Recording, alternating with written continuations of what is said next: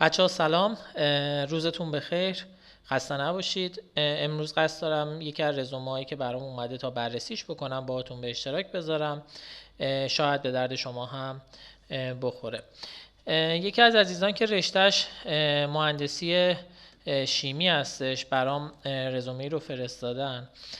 توی نگاه اول چیزی که به ذهن من میاد و طبیعتاً اساتید هم بهش توجه میکنن یک نواخت بودن و یک رنگ بودن این رزومه است. خب برای مثال من رزومه خودم رو بهتون نشون میدم که با اینکه خیلی کار عجیب و غریبی هم توش انجام ندادم واسه دیزاینش، ولی شما رنگ‌های مختلف رو توش میبینید و چشم خسته نمیشه. چه بهتره که شما هم این مورد رو رعایت کنید. و حتی یه مثال دیگه از یکی از دوستای عزیزم که اگر دقت کنید رنگ آبی نارنجی به کرات دیده میشه، حتی آبی پررنگ. و چه بهتر که شما این موضوع رو رعایت بکنید.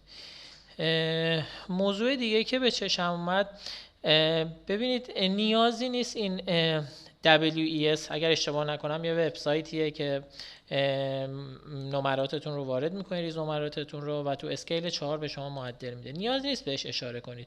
شما معدلتون رو یا تو اسکیل 100% یا تو اسکیل 4 بنویسید. این چیزای با نوشتن این چیزای جزئی رزومتون رو شلوغ نکنید.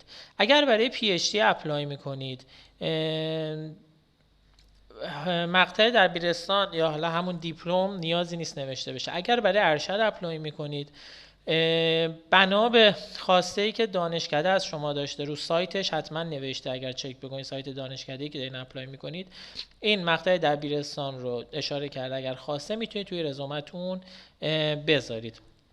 من ترجیحم اینه به جای اینکه بنویسیم مستر آف ساینس بنویسیم MSc که کوتاه‌تره، MSc، یا بچلر آف ساینس BSc که این رو کوتاه‌تر میکنه.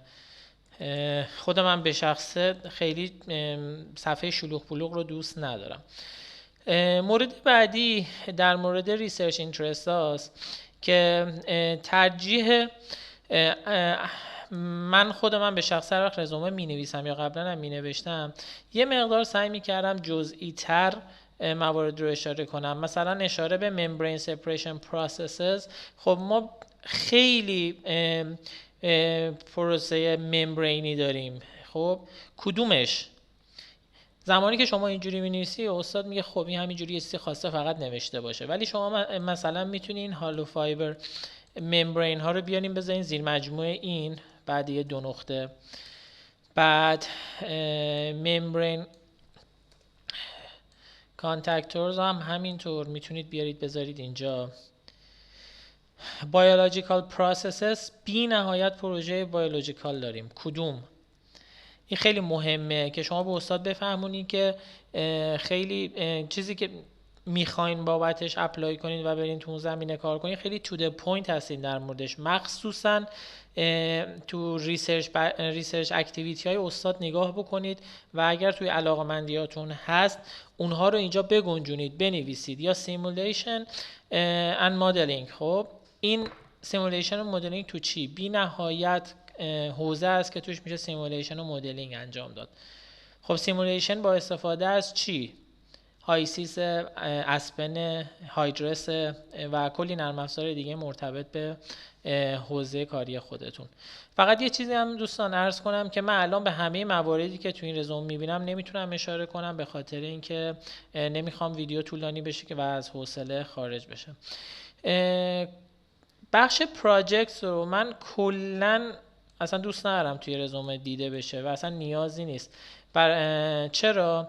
الان این پروژه لیسانس رو شما میتونید بیارید زیر مجموعه همینجا بنویسید. یعنی یه خط اضافه کنید، بعد بنویسید پراجکت یا تسیس تایتل، بعد هرچی که هست رو تایپ میکنید. نمرش هم مثلا حالا تو قالب گرید مثلا 19.5 از 20 اینجوری می نویسیم. نیاز نیست سکشن جدا باز بشه به نام پراجکت.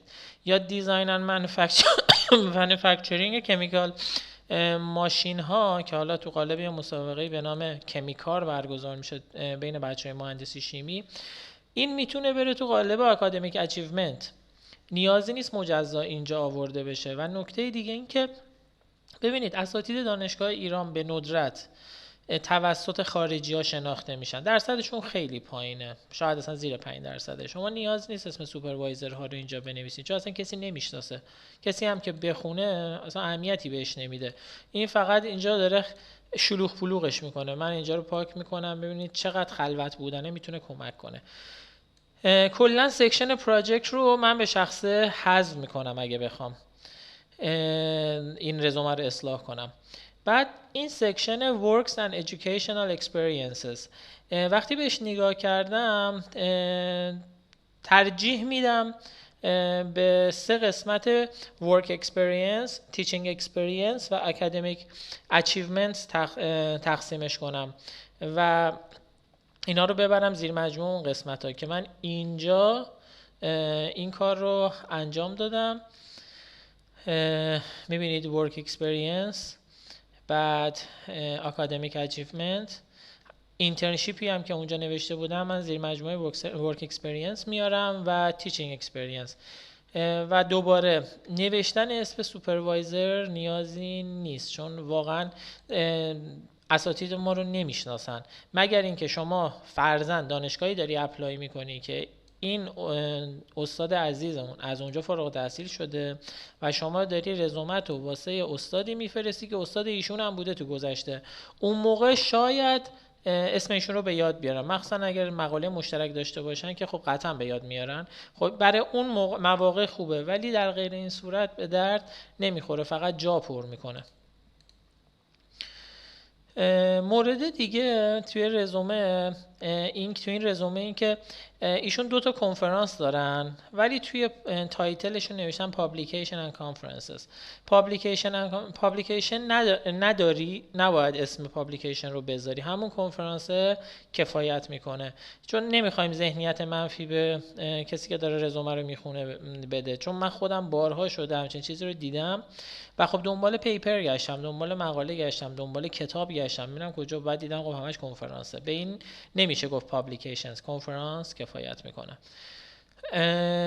کامپیوتر اسکیل ها که خب یه مقدار شکل و شمایل خوشگل‌تر اگر به اینا بدیم خیلی بهتره، مثل این بولت پوینت هایی که اینجا گذاشته میشه. پرسونال اسکیل توی این قسمت اصلا به طور غلط نوشته شده، این باید لنگویج اسکیل باشه و پرسونال اسکیل یه چیزایی مثل تایم منیجمنت، مثل وربال and written اسکیل ها، کامیونیکیشن اسکیل که اونو باید تو اون دسته ببرید، طبقه بندی کنید.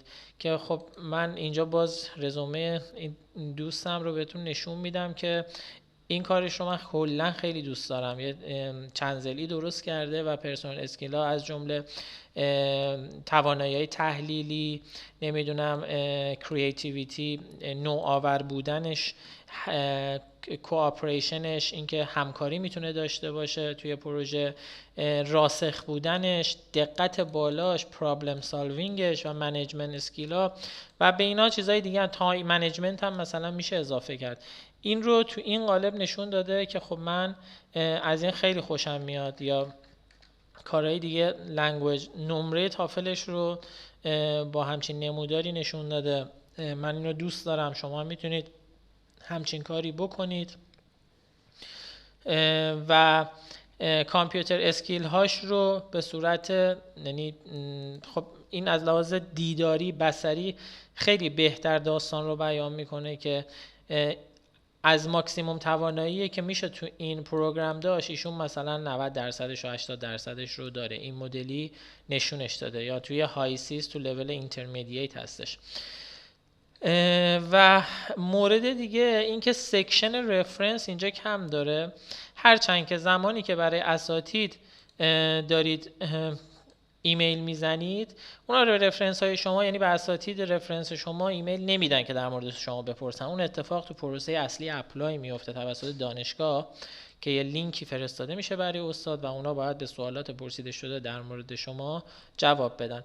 همین سکشن رو اینجوری بنویسید، یعنی بودنش نشون دهنده حرفه‌ای بودن رزومه شماست و خوبه که باشه.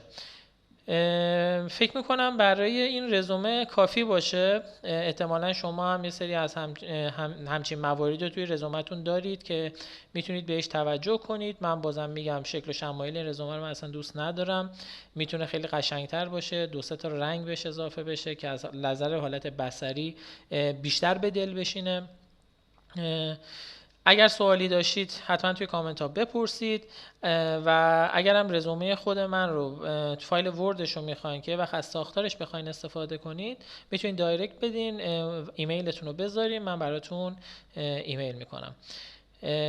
موفق باشین، روز خوبی داشته باشین، خدا نگهدار.